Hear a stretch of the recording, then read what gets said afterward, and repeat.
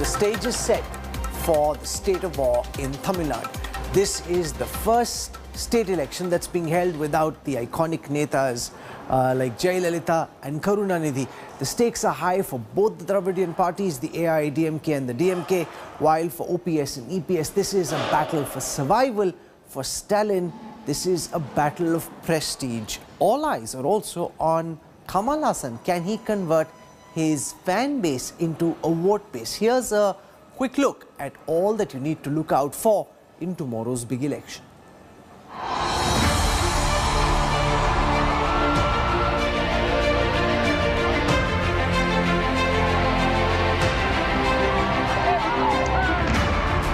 First election in decades without its biggest charismatic leaders, Jayalalitha and Karunanidhi.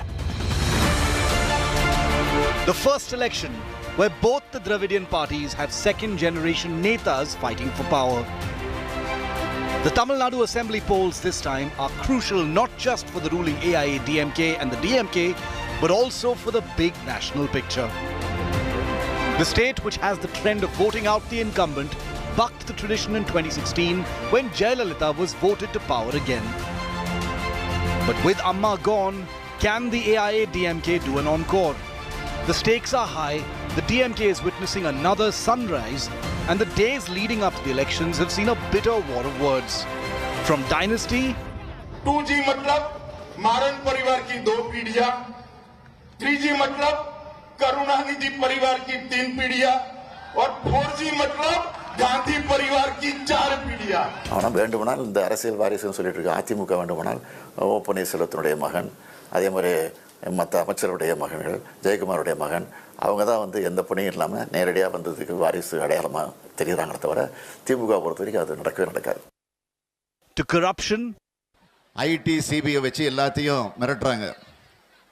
ஒன்று மட்டும் மோடிக்கு சொல்கிறேன், இது திமுக, மறந்துடாத, இது திமுக.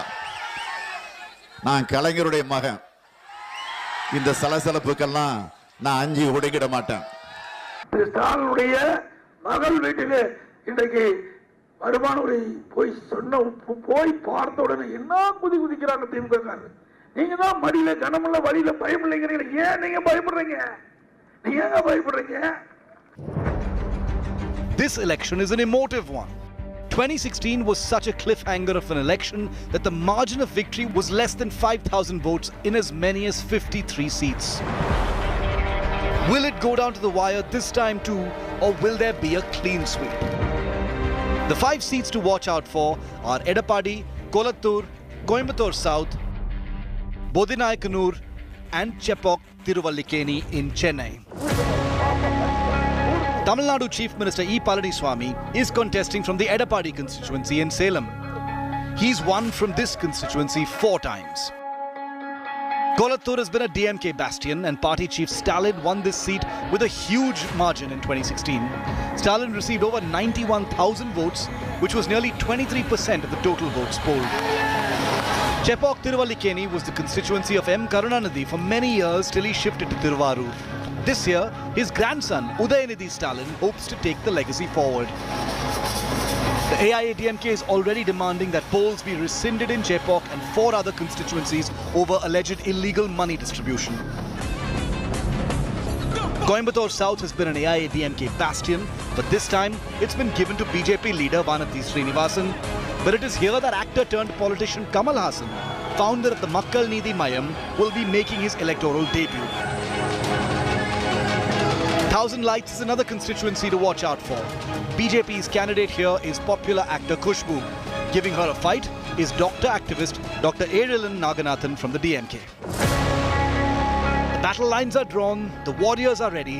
On Tuesday, voters will decide who will win State of War Tamil Nadu. Bureau Report, India Today. On the election intelligence dashboard, I want to show you some of the key things to look out for when polling starts tomorrow. Remember, the last assembly elections in 2016 were incredibly close fought. What you need to look out for just is the swing seats.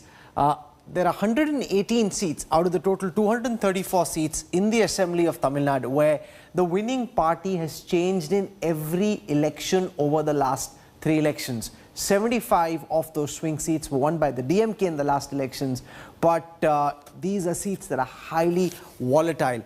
If I were to come to the margin calculator and show you how close this election is and pick those seats where the margin of victory was less than 5,000, there are 52 such seats, 54 such seats out of 234 where the margin of victory was less than 5,000.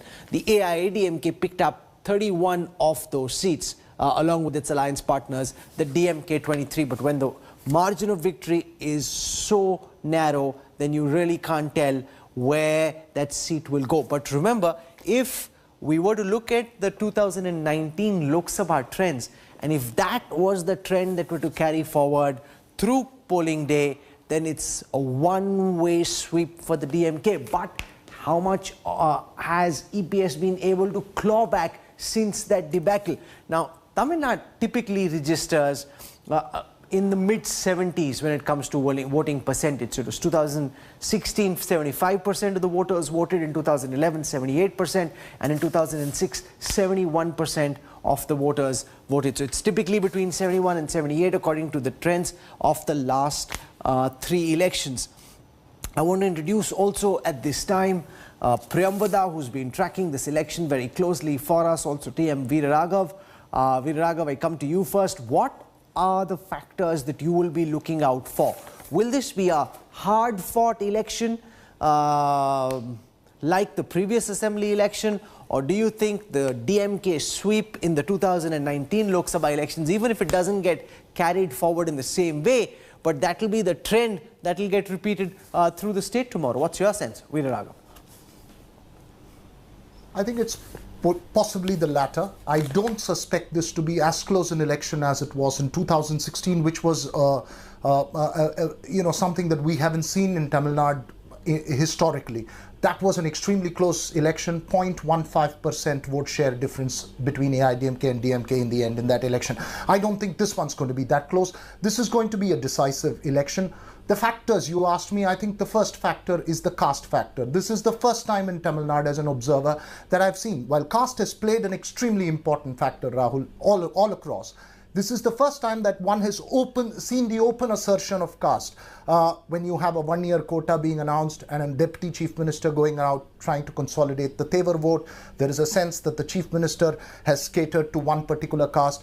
And I think the AIADMK feels the absence of a leader who's risen about that. The second and most important factor is, I think, the feeling of the Tamil identity being under threat, which has been played out by the DMK and the BJP as a burden that the AIADMK is carrying out. These are factors, and I think these are very crucial factors in these elections that you watch out for. As you pointed out, the seats that you're looking for will be very close indicators on counting day on how the state is voting. Bodhi Nayakanur, for instance, on what's happening to the Tevar vote in South Tamil Nadu, Edappadi on what's happening with the Western consolidation bastion of the AIADMK, and of course Chennai on how the DMK is performing. Priyamvada, you've had an opportunity during this campaign to speak to all the key movers and shakers in Tamil Nadu politics. What's their confidence level going into the big polling day? How confident are both EPS and Stalin that they'll be able to cross the finishing line on the 2nd of May?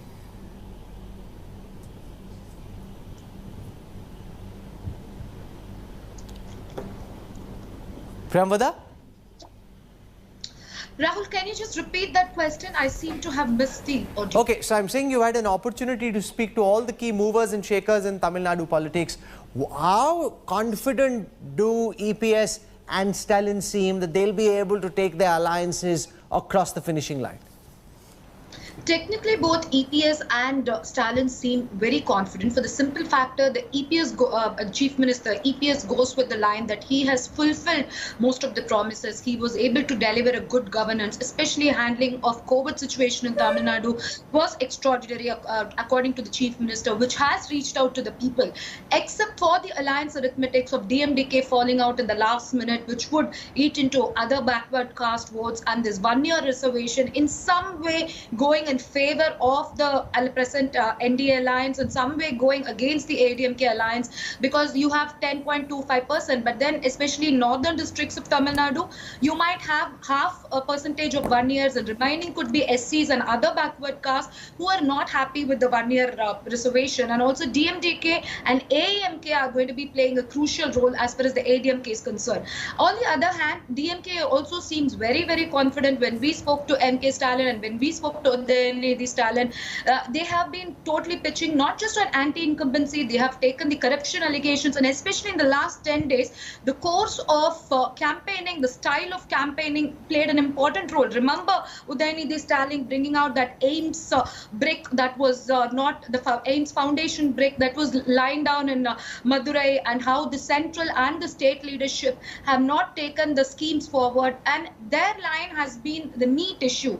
Yesterday was a very crucial day where Mafoy Pandeyarajan had released an edited audio about on NEET issue, and which was immediately the brother of Anita had complained to the local SP. So these are the issues. They are playing on the Tamil sentiments. They are playing on how the central government could take away the state autonomy in Tamil Nadu, which the DMK has believed for many, many years. So there are pros and cons on both the sides. Both of them are weighing on their strength. Also on ADMK, they have clearly projected EPS as the face, and we know that remarkable scene where he cried about the allegedly derogatory remarks made against his mother by DMK's A. Raja. So the last 10 days, the campaigning style of both the parties and their star campaigners have played a very, very crucial role to the voter level.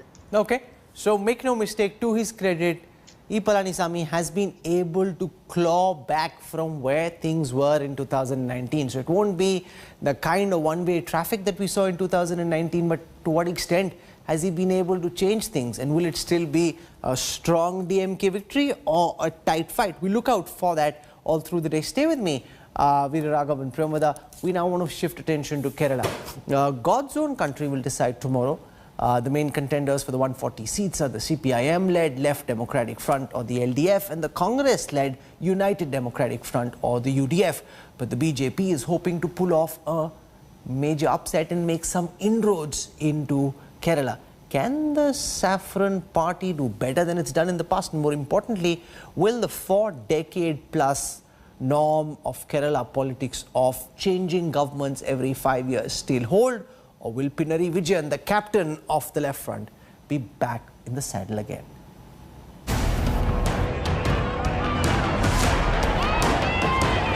The high-voltage election in Kerala will be held in a single phase on April the 6th. Though the main contenders for the 140 seats are the CPM-led Left Democratic Front, or LDF, and the Congress-led United Democratic Front, or UDF, the BJP is hoping to pull off a major upset. Kerala has switched between the LDF and UDF for several years now. In 2016, the LDF romped home with 91 seats, while the UDF won 47. The CPM alone won 58, or 41% of the seats. On the other hand, 24 out of 37 parties contesting the election failed to win a single seat. Dharmadom, Haripad, Puthupalli, Palakkad and Nemom are some constituencies witnessing high-profile contests.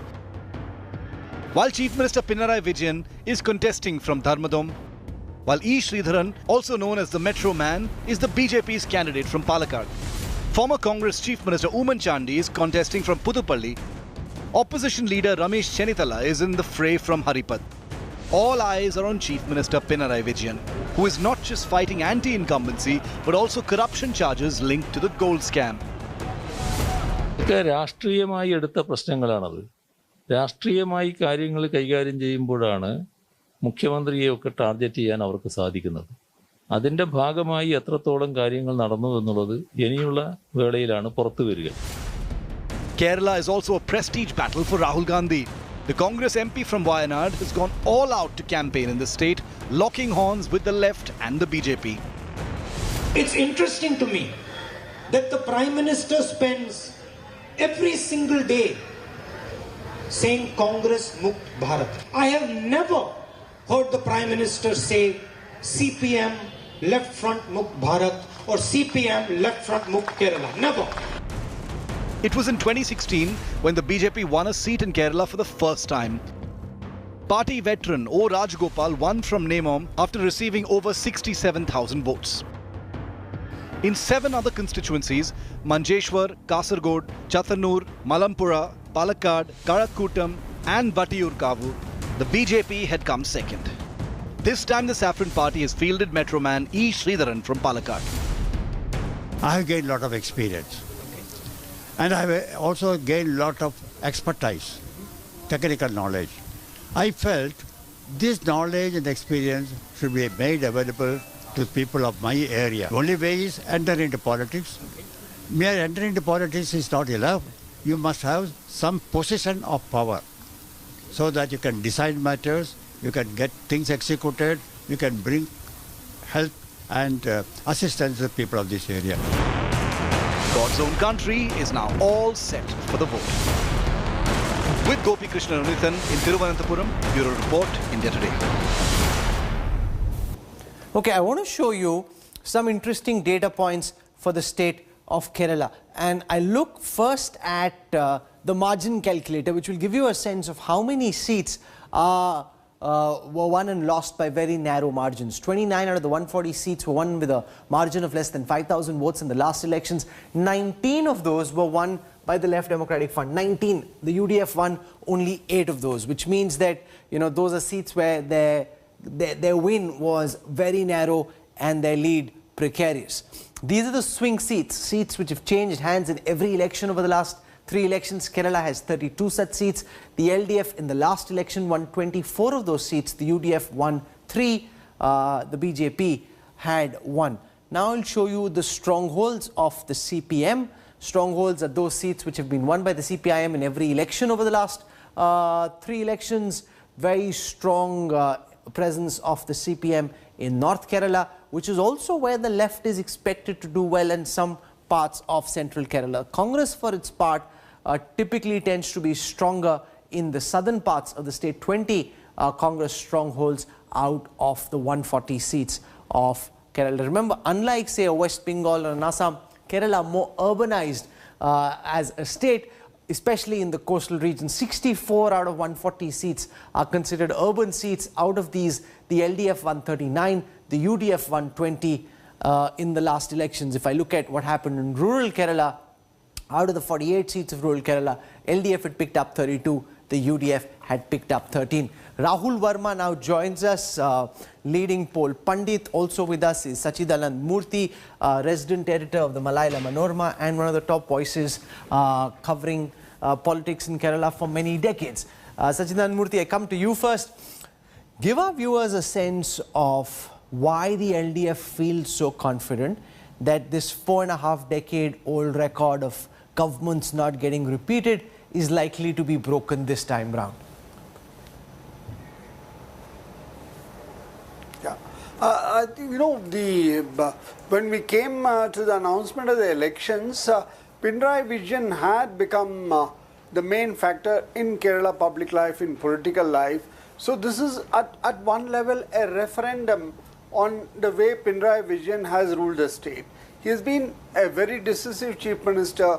He is perhaps the first chief minister in Kerala who has not been affected by overt groupism either in the party or in the government, both from the LDF and the UDF.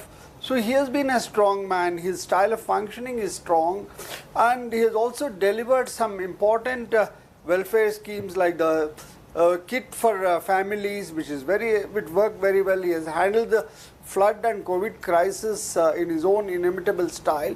So, but then he is also one who is either loved or hated.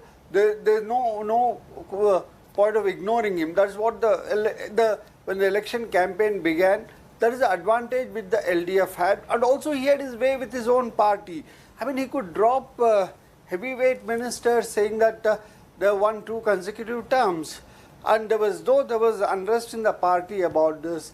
But the personality cult which the party is adopting, because there is no other campaigner for the party. The regular secretary of the party had to resign under the shadow of ED charges against his son. So there is no other leader Sitaram Yechuri or Prakash Karat or any other national leader of the CPM doesn't draw any crowd. So it is one man on the left front side, he's a leader, and also he had managed to take a big Christian party like the Kerala Congress, Mani, into the LDF. So that way he has been doing his political engineering also. But of course, of late there have been serious corruption charges against his office. His officers were very close to him, and even against the Speaker of the State Assembly.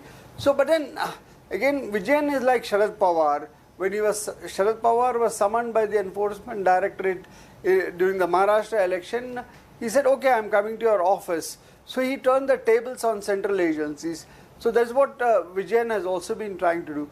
But after the campaign began, both the Congress and BJP have also unleashed a barrage of charismatic leaders, whether it is the Prime Minister Narendra Modi for BJP or Rahul, Priyanka Gandhi. She made her big splash in Kerala for the first time. So she attracted huge crowds. And then a surprise charismatic campaigner for the Congress has been Shashi Tharoor.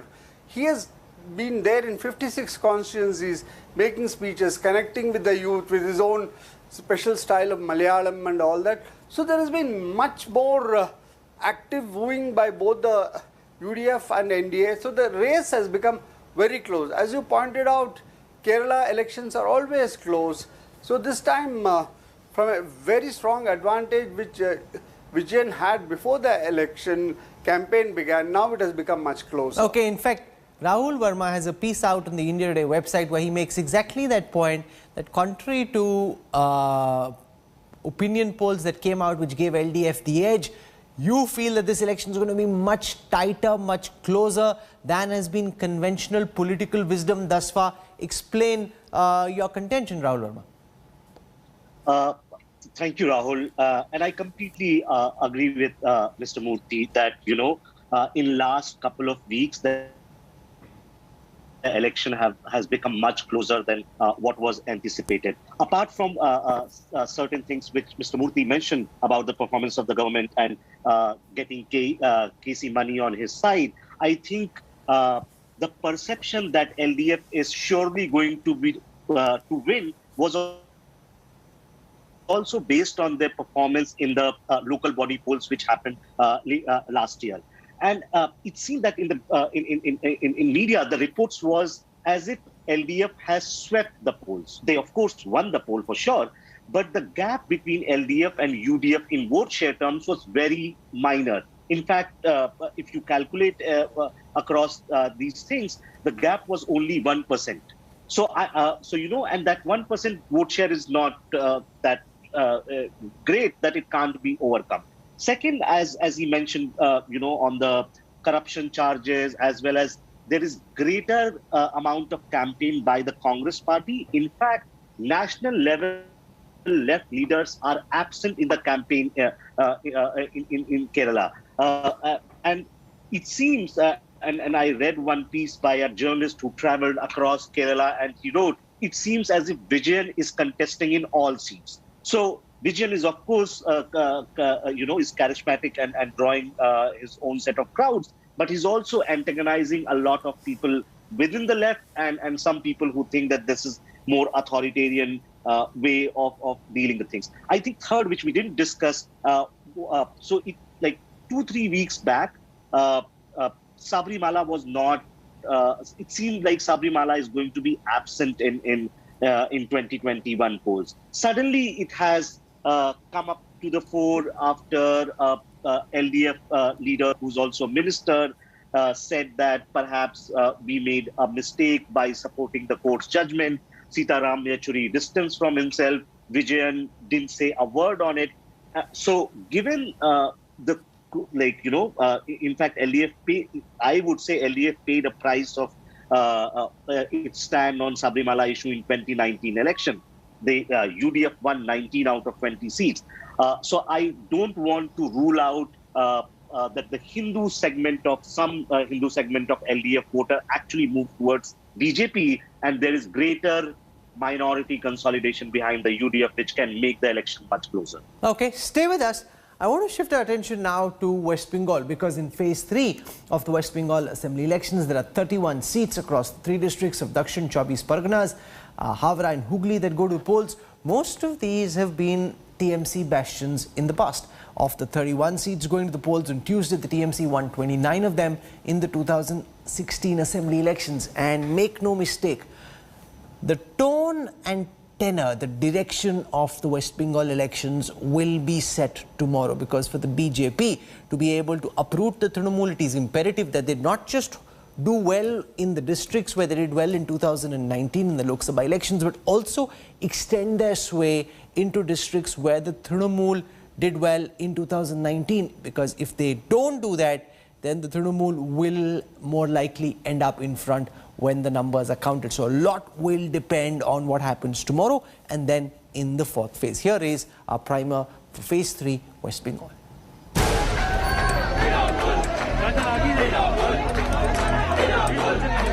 A star-studded election, a series of attacks. जो गौरव पिछले 10 सालों में टोलाबाजी, तुष्टीकरण, तानाशाही, गुंडागर्दी और भ्रष्टाचार से जुड़ा हुआ था, उससे टॉलीगंज के लोग निजात पाना चाहते हैं। ইলেকশনের আগে আমার পাটা চোট করে দিল ইচ্ছা করে, যাতে আমি ইলেকশনে বেরোতে না পারি। আমি বললাম, আরে আমার একটা পা ভাঙা তো কি হবে, মায়েদের দুটো করে পা আছে না, মা বলে দে। And poll blitz on the streets. Elections cannot get bigger than this in Bengal. BJP President JP Nadda was in Tollygunj on Monday to campaign for singer-turned Neta Babul Supriyo. Confident of defeating a 3-term MLA? Absolutely. They have been the goons of this area. All the illegal activities have been led by Arup Biswas and Swarup Biswas. They'll be taught their lesson this time. While the BJP fielded party's big guns for campaign trail, the TMC is not far behind.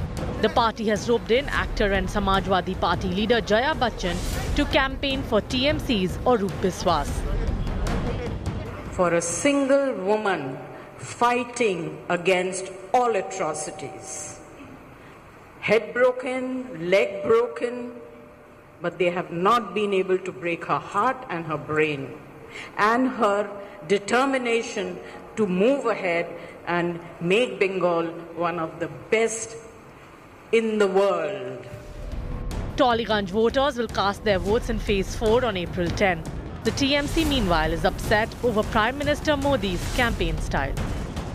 दीदी, ओ दीदी, आपका व्यवहार, आपके शब्द, आपकी बौखलाहट बंगाल के लोगों में चर्चा का विषय बने हुए हैं। Angry TMC leaders claim the way Modi addressed the Chief Minister is an insult to women. दुख की बात है कि जिस भाषा में या जिस भाषा का प्रयोग किया जा रहा है, प्रधानमंत्री, खुद प्रधानमंत्री, पहले ये कहना वर्जित है कि उनके चेयर को हम लोग सम्मान करते हैं। इस शब्द को इस तरीके से प्रयोग करके दीदी का अपमान करना पश्चिम बंगाल के महिलाओं का अपमान है। जो शब्द उन्होंने गृह मंत्री को बोले वो अति आपत्तिजनक हैं, और जो प्रधानमंत्री को बोले वो अति आपत्तिजनक है, और मुझ पर तो अलंकारों की बौछार हुई है। तो ये संस्कृति वाले लोग हमको संस्कृति समझाएं, ये उल्टे चोर कोतवाल को डांटे, ऐसे बराबर की बात है। Even as the battle between the TMC and BJP gets fierce, voting will take place on 31 seats across the district, including TMC's Bastion, South 24 Parganas and Hooghly on Tuesday. As the battle for Bengal enters its 3rd phase, Prime Minister Narendra Modi and West Bengal Chief Minister Mamata Banerjee will be facing off, and this time they will be facing off in North Bengal's Cooch Behar. Meanwhile, as the south and the southeastern districts of the state go to polls starting Tuesday, it is the most crucial leg of this election, this contest, with the BJP trying to breach the TMC's southern bastion and the TMC trying to save it from falling into the BJP's kitty. Polami Saha in Kolkata for India Today. So pay attention as I show you the areas of Hooghly, Howrah, Dakshin 24 Pargana where the elections are being held. TMC picking up 50% of the vote share, 29 seats out of the 31 that go to the polls tomorrow. And if you look at the margin calculator, you'll see that the TMC's leads here are pretty strong. Just 2 of the 31 seats were won with a margin of less than 5,000. Whereas if you look at the number of seats that were won with big margins, there were about, out of the 31 seats, 12 seats that were won with a margin of less than 20,000. Essentially to make the point that this is an area that is very strongly leaning towards the Trinamool Congress. So much so that out of these 31 seats, 25 seats have been won by the Trinamool in every election over the last 3 elections. So since the time Mamata Banerjee has been coming to power, this has been her key area of strength. I want to welcome at this time Nilanjan Sarkar. Joins us on this broadcast, has been traveling through Bengal. In fact, did his PhD in West Bengal politics. Jayanto Ghoshal doesn't need to do a PhD in West Bengal politics, but despite that, he understands the ins and outs of the state like virtually nobody else does. And Rahul Verma is still with us. Nilanjan, to you first, explain why phase 3, especially from the perspective of Trinamool, is so important. Because the BJP, and I was traveling over the weekend with the Home Minister, we saw several campaigns across the state, including in the seats they go to the polls. The BJP is saying, just look at what happened in phase 1, phase 2. That has set the template for what will happen later. They're hoping that what happened in phase 1, 2 will now extend into Trinamool bastions. But will it? So look, I mean, this is MC bastion, and one major narrative that we're hearing right now is that there's quite a bit of anti-incumbency due to corruption during Amphan, during the hurricane. Now, we don't actually know how strong that anti-incumbency is in terms of overturning TMC's seats. So this is going to be a very crucial phase for us to understand, especially in South 24 Parganas. If I'm to just sort of say very carefully what the issue is, at the end of the day, the BJP's ground level cadre is not very strong in these areas, and the TMC's is very strong. So the question is the BJP able to put together a strong enough ground level campaign to bring whatever anti-incumbency there is to the fore so they can take a couple of these seats off the TMC? If not, then we expect that the TMC is likely to sweep this region again. But Jayanto Ghoshal, I saw, for example, Parvesh Verma, the Delhi MP, was in Dakshin 24 Pargana to welcome the Home Minister.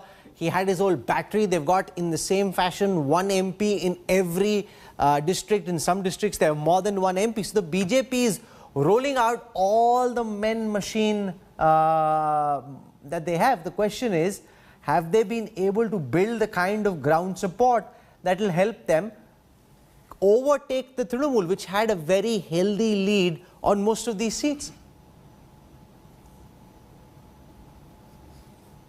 Yeah, thank you, Rahul. Actually, what you are saying, that is correct, that now tomorrow's election, for BJP, actually everything to gain and nothing to lose, because this area is dominant political party is TMC. The percentage of vote already you have explained, I am not going to repeat.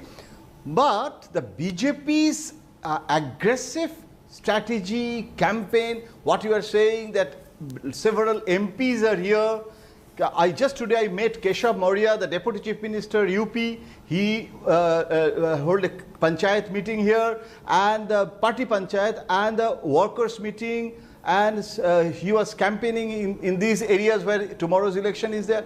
And this time, the BJP, like I was talking to a Bihar MP, he went to Howrah only to meet the Biharis, that the party instruction is, जाके वहाँ लिट्टी खाओ और तुम्हारे देशवाली के साथ बात करो, खत्म. So this is a major PR strategy. BJP this time, what they are doing, I have not seen this sort of preparedness of BJP in West Bengal.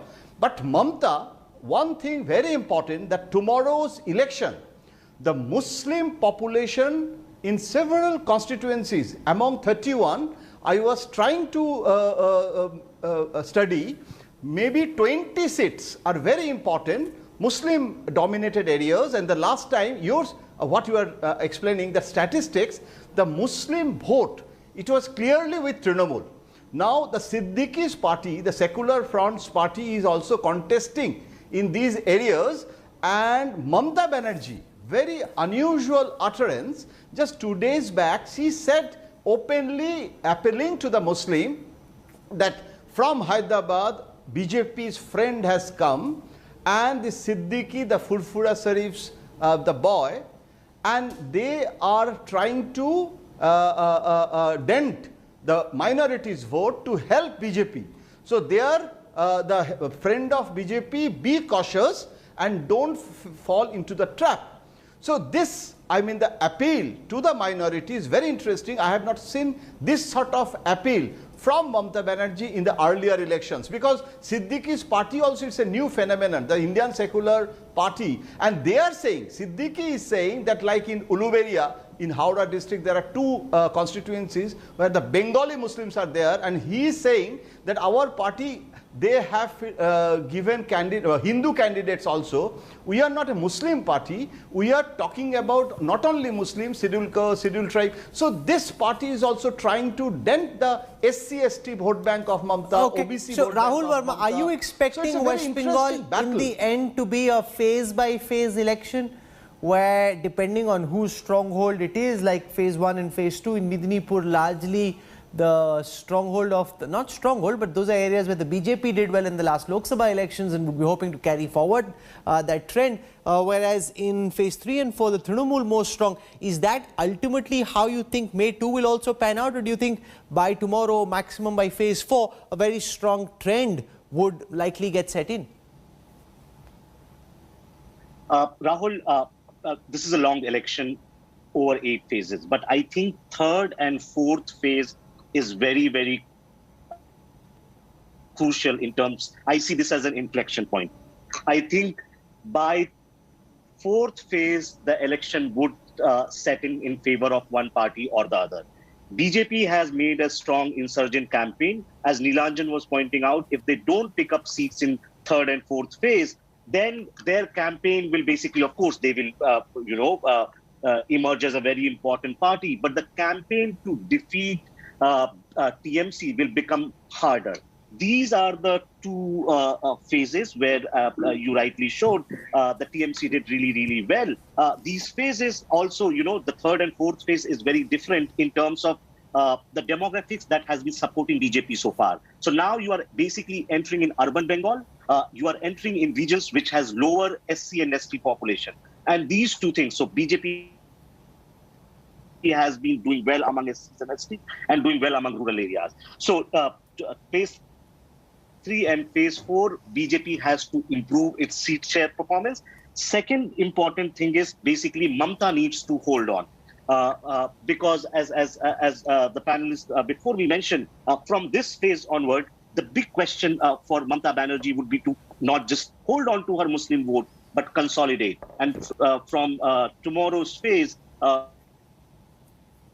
we will see how much effect ISF in alliance with left and Congress can dent on Muslim vote. Okay. So 2 factors, the SC/ST vote and the Muslim vote and the urbanized nature of stay with me. I also want to speak to Nilanjan and Rahul about Assam and show you what's happening in the 3rd phase in Assam. This is Lower Assam. This is also where the Congress and the AIUDF need to do exceptionally well. Remember, the demography of these seats, 40 seats out of the 126 going to polls tomorrow, the demography suits the Congress AUDF alliance. Many of these seats are Muslim dominated seats, and therefore it's very difficult for the BJP to be able to win these seats unless there is a split in the minority vote, which is what happened in 2016 when the AUDF and the Congress fought separately. Now they're fighting as one. To what extent is that a game changer? Now you've got the Congress and the AIUDF. If I add them, which wasn't the case last time round, but just for the purpose of comparing when results come out on the 2nd of May. The Congress AUDF have 25 seats here, the BJP has 15. But these 15 are very important because actually they should have far fewer given the nature of these seats. I want to go across to Nilanjan Sarkar first because he's been travelling through Assam as well. Nilanjan, give our viewers a sense of the importance of phase 3 in the calculations of the Congress AUDF, because if in Upper Assam the BJP did much better than the UDF, and in Barak Valley it was an even or a close fight with maybe the BJP in front, the extent to which the Congress alliance is able to do well tomorrow will ultimately determine who ends up on the victorious side on the 2nd of May. And that's right. So I'm actually speaking to you from right now. So I've been traveling through Lower Assam. And much like across the rest of Assam, there's a pretty clear numbers game. There's a Hindu vote, there's a Muslim vote. The Hindus are associated with the BJP, the Muslims are associated with the alliance, AUDF, Congress, vote transfers happening in the Muslim community, it seems, in the alliance. So those seats, I think most people are predicting they're seats that have fairly high margins of victory already from what we've seen. So they're unlikely to change hands. Where things are going to get interesting, and phase 3 is really make or break, is the Bodo areas. There we have an interesting situation where the BPF, which used to be allied with the BJP, has now switched sides to the Congress. And the UPPL, which is a new sort of ascendant party and very popular among the Bodos, probably more popular than the BPF, is allied with the BJP now. Now, that might seem, oh, well, advantage BJP. But there's something that people don't realize. The Bodos are likely a minority in these areas. And so it actually all comes down to how the Muslim population votes in these areas, how the Hindu population, that's Bengali, how the Hindi-speaking population. It's an incredibly mixed area. It all comes down to which way these actors vote. Whether they vote for the UPPL, part of the BJP alliance, or whether they vote for the BPF, part of the Congress alliance. And to me, it seems like that's really where the make or break is here in phase 3. Rahul Verma, what would you be looking out for? Would the BJP already be confident that they've done enough in phase 1 and 2 to ensure they cross the finishing line? Because we've also seen the Congress try out an interesting experiment. They had Chhattisgarh Chief Minister Bhupesh Baghel, who was garrisoning in Assam, has been helping bring this campaign together. For the longest time over the past couple of years, it seemed the Congress had no hope in hell in Assam, but suddenly in the middle of the campaign, the Congress started picking up data which said, we have a real chance. The question is, did they wait too late? If they'd started making the kind of effort that they finally did 2 years ago, maybe they would have had a much better chance. Could this potentially be another Gujarat where it's only later in the middle of the campaign that the Congress realized, hey, maybe we have a chance? That's possible. In politics, you never know what's early and what's late. I concur with Neelan. I think, the Bodoland area is very important. There are 10-15 seats there, and BJP made a very calculated decision. So BPF was part of BJP or NDA alliance. BPF lost its Lok Sabha seat in 2019, and there were distancing between BJP and BPF.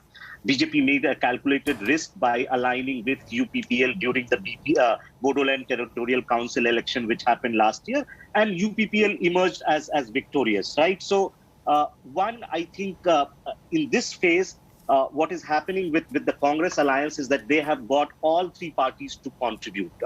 BPF, AIUDF, and Congress, all three have presence, but you must remember that BPF and AIUDF, their social bases don't gel together. So there is a chances, what Neelanjan is basically suggesting, that while, in the, like if you just add BPF and AIUDF and Congress vote, they seem like they are going to basically sweep the region. But there is a possibility of counter polarization, and BJP is basically banking on this. I don't think BJP, so if they had 15 seats last time, all they need to hold on to it and perhaps add 1 or 2 more. That is all they need there. But if they lose seats there, then it's but they won 15 when the AUDF Congress vote was getting split. If the Congress AUDF vote comes together, then even if you get all the majority population or the Hindus of that area to consolidate, it still becomes much trickier. But remember, it is trickier, Rahul, but you must also remember that Muslim population is concentrated in a couple of districts, right? It's Dhubri and areas surrounding that. Whereas places like Kamrup, metropolitan area and Barpeta, I think there is much higher Hindu population. And if this Hindu-Muslim polarization happens, BJP will be basically aiming to convert seats there and losing seats in other districts which has very, very high Muslim population. Okay, we'll track this election very closely. For the time being, Rahul Verma, Nilanjan Sarkar, Jayanta Ghoshal for joining us on the News Track. Thank you very much. Our teams are out in full force in all these states and we'll be tracking the polling trends from 6 a.m. Hello everyone, this is Rahul Kamal here. Hope you enjoyed this video. For the latest news and analysis, like and subscribe the India Today YouTube channel and don't forget to press the bell icon to stay updated.